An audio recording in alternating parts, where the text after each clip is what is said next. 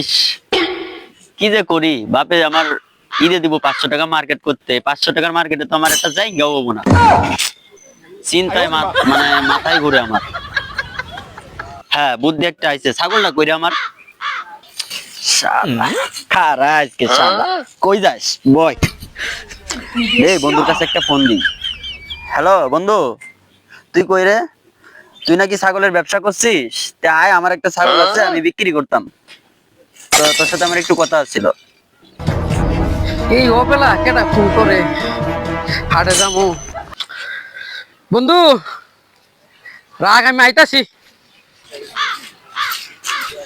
কিরে বন্ধু, তুই বলে ছাগল ছাগল বেচবি? হ্যাঁ বন্ধু, এটা তো বেচতে চাইলাম। তে তুই কিনবি? হ, কিনবো না মানে? তাহলে দাঁড়া একটু, আবার লগে কথা আছে। হ, কত রাব বলে। আব্বা।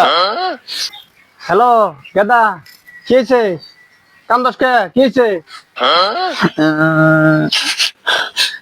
আমি তো মাঠে ছাগল ঘরতে আনছিলাম, আমার ছাগল হারিয়ে গেছে গা, এখন আমি কি করব?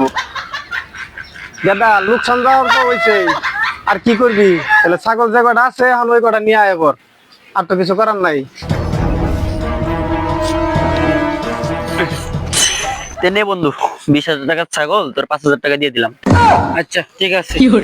তে যা, তে যাক গা, এবার ঈদের মার্কেটটা ভালোই হবে না।